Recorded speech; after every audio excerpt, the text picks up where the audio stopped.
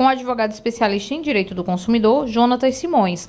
Jonatas, bom dia, seja bem-vindo mais uma vez ao Jornal da Cidade. E a pergunta que eu já te faço agora nesse início é o seguinte: o que é que deve ser considerado para esse reajuste? Muito bom dia, Laís. Bom dia a todos os ouvintes. É sempre um prazer estar aqui, falando sobre o direito do consumidor e principalmente para esse momento, que antecede aí o período de matrícula. E eu sei que tem um monte de papais e mamães aí preocupados com esse reajuste. A gente está falando sobre isso.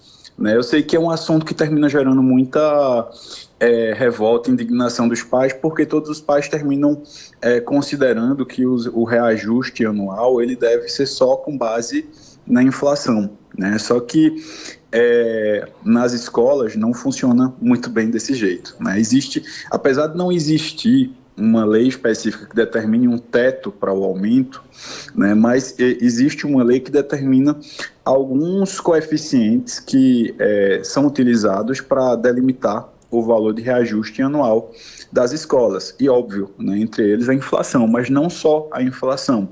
A gente tem também que levar em consideração o reajuste salarial dos professores e outros funcionários, os impostos, o número de inadimplência da escola, que muitas vezes é alto e termina também ainda reverberando a questão da pandemia, onde muitos pais ficaram inadimplentes, as escolas ainda estão se recuperando, investimentos pedagógicos, já que hoje a gente tem cada vez mais uma demanda em relação a alunos que têm autismo, que têm transtorno e déficit da atenção. Então, as escolas precisam se adaptar a esse tipo de situação. Isso envolve um custo a mais, investimento em relação à infraestrutura. Tudo isso daí termina gerando acréscimos no momento aí do repasse, do reajuste para os pais. Então, os pais eles devem ficar atentos em relação a isso, através das informações que a escola ela termina sendo obrigada a fornecer. A lei que cuida disso é a Lei 9.870, 99, e ela fala que as escolas elas têm a obrigação de passar de forma atualizada, prestigiando aí o direito básico do consumidor, que é o direito de informação, todos esses detalhes de como foi que se deu esse aumento. Esse aumento se deu por quê? Porque se investiu em infraestrutura, porque se investiu no corpo pedagógico, porque se investiu em relação ao aumento da categoria dos professores e assistentes de professores. Tudo isso precisa ficar muito claro para os pais, inclusive precisa ser divulgado em local de fácil acesso ao público na escola, para que os pais eles consigam fazer essa leitura e identificar o motivo do reajuste. Lembrando que essa lista informativa, ela deve ser divulgada aí na escola no período de pelo menos 45 dias antes da data da matrícula ou rematrícula aí do período letivo. Ô, Jonathan, a gente viu que nessa pesquisa que a gente usou hoje como base para essa entrevista, foram escutadas escolas de todas as regiões do país. Você já disse que não existia um teto para esse reajuste, mas, por exemplo, existe um padrão para que todo mundo seja reajustado aí nas regiões do Brasil, ou isso também pode influenciar nos valores, Uma escola no Nordeste ter um tipo de reajuste, no Norte ter outro?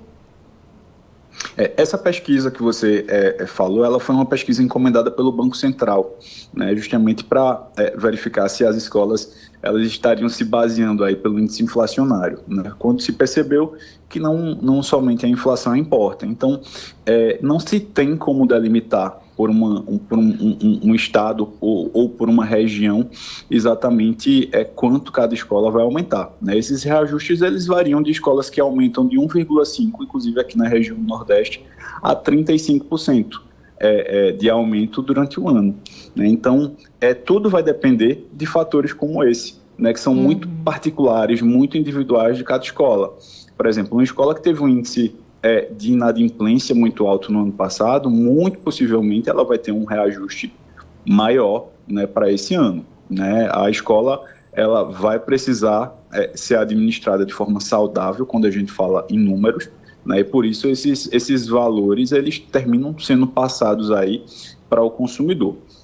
E outras demandas também, como essa questão da quantidade de alunos autistas, de quantidade de alunos que têm déficit de atenção. Então, cada escola ela vai ter sua particularidade a depender de sua demanda. né? Não tem como a gente estar mensurando ou estimando um índice de reajuste com base tão somente no estado ou tão somente na região. A gente tem a estimativa, né, que essas pesquisas elas trazem para a gente, para que a gente consiga nos anteceder em relação a isso, mas cada escola, de fato, ela tem as suas peculiaridades e cabe aí aos pais, para esse momento, né, buscar a escola, tentar fazer uma negociação, verificar a possibilidade se quando há dois filhos estudando na mesma escola há a possibilidade de um desconto maior, ou no caso de um débito que foi feito no decorrer do ano, se existe possibilidade de negociação, para se ter aí uma tranquilidade no ano subsequente, né, para que os pais eles consigam pagar sem nenhum susto, né, as mensalidades sem trazer tanto onerosidade, né, a renda dos pais.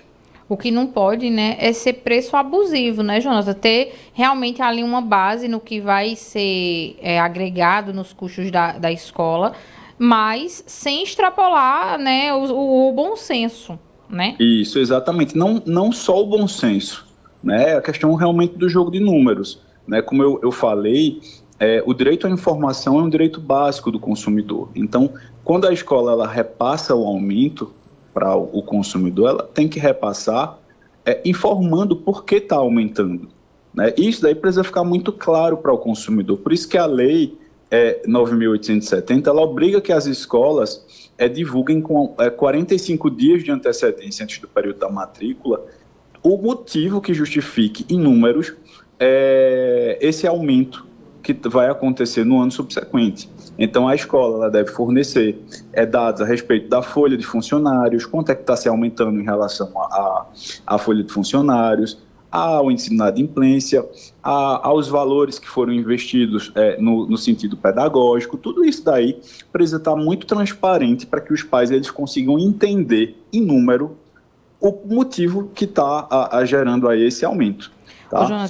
E caso a escola não divulgue de forma clara, é totalmente possível que os pais eles exijam da escola essa informação, até porque a escola tem esse dever em relação aos alunos e aos pais. Tá? Então, esse vai ser o principal fator de se identificar se está havendo ou não um reajuste abusivo em relação a esse repasse do final do ano. Ô, Jonathan, e caso seja abusivo, o que é que o consumidor tem que fazer? A primeira coisa que o consumidor tem que fazer é primeiro conversar com a escola, né?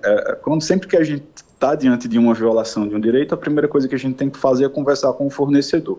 Conversa-se com o fornecedor, tenta-se um acordo. Não tem acordo, busca-se aí os canais de defesa do consumidor, PROCON, Ministério Público e até mesmo a Justiça. Tá?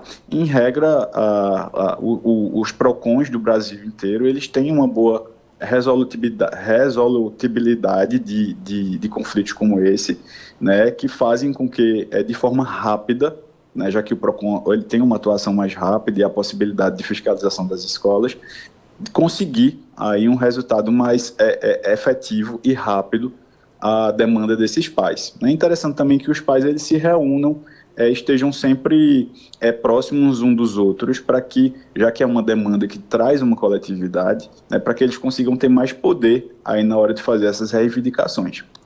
Perfeito, Jonathan. Obrigada, tá, por essas orientações. A gente sabe que tem muitos pais aí que ficam muito perdidos, né? Principalmente aqueles que estão colocando os filhos pela primeira vez na escola, não sabem o que realmente é devido. E olha que a gente nem falou ainda da lista escolar, mas isso vai ficar para uma outra oportunidade. Então, muito obrigada, tá? E até uma próxima. Eu que agradeço, conte sempre comigo. Um grande abraço a todos.